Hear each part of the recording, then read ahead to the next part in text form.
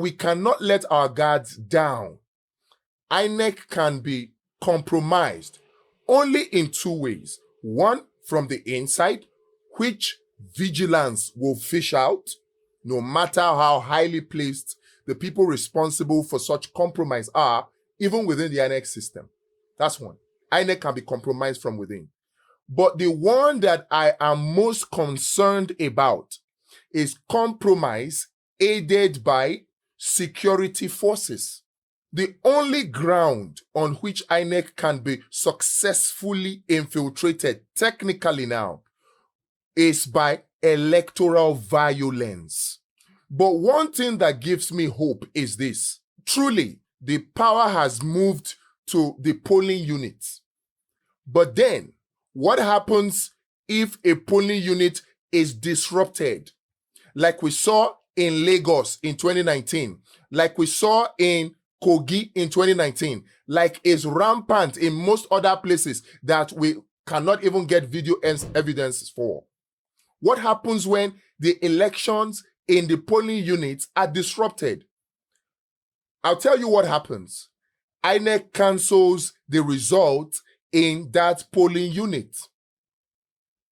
So which means that if there are 1,000 polling units in a state and a political party decides that a particular stronghold of the opposition party does not favor them, what they will do is send in thugs and disrupt elections in those polling units.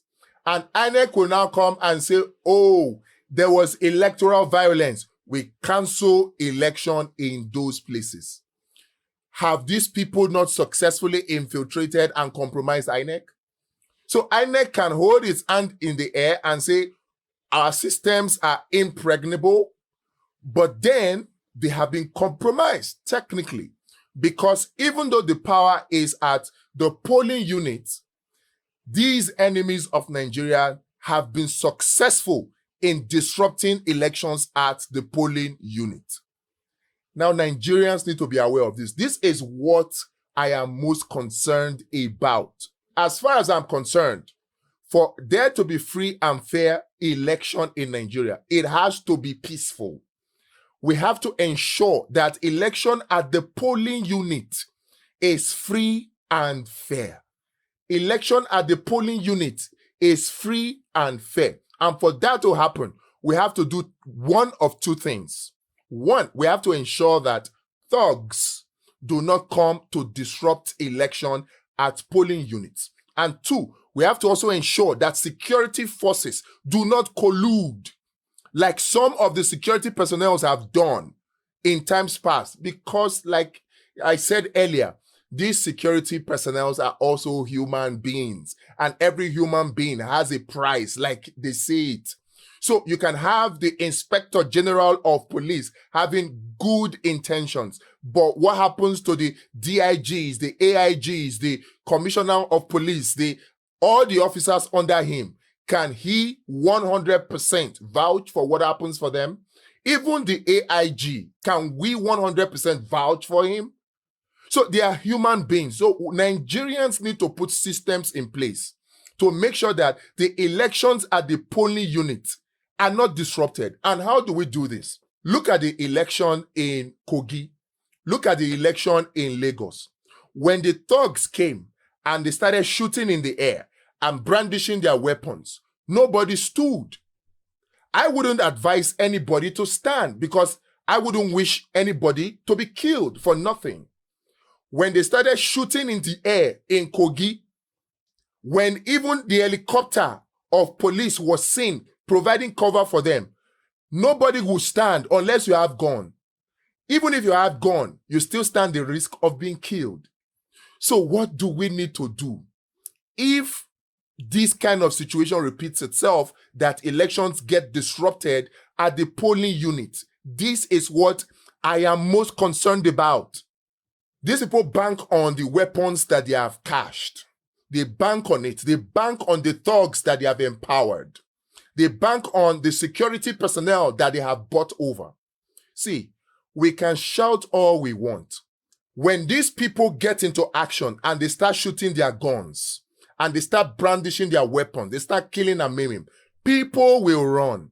At the end of the day, there will be nobody to provide evidence. They are banking on this. So I am suggesting that to counter this, we need a good network of security or surveillance cameras, battery-powered, Wi-Fi enabled surveillance cameras, very small miniature surveillance cameras. See, when they start shooting at the polling units, people will run, but cameras will not run.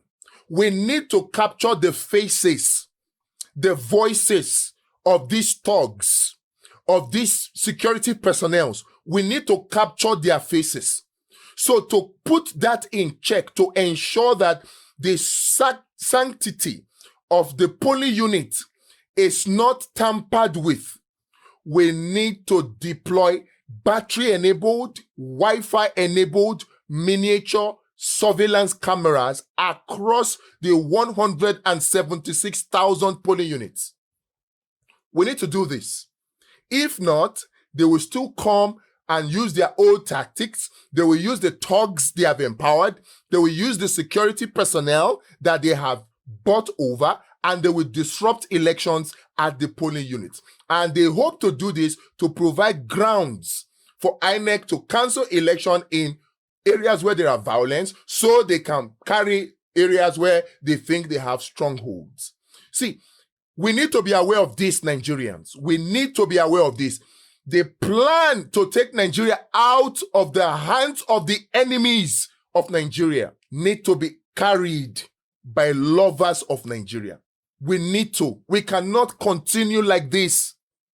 These people are wicked. They don't love their brothers, not to talk of Nigeria. The talk can go on and on and on about how INEC is impregnable. I am more concerned about how they are planning to disrupt the elections at the polling units. Since the Electoral Act 2022 now gives the polling unit the center of the universe status. So that's what we need to do. Surveillance. Small, battery-powered, Wi-Fi enabled surveillance cameras. We need them.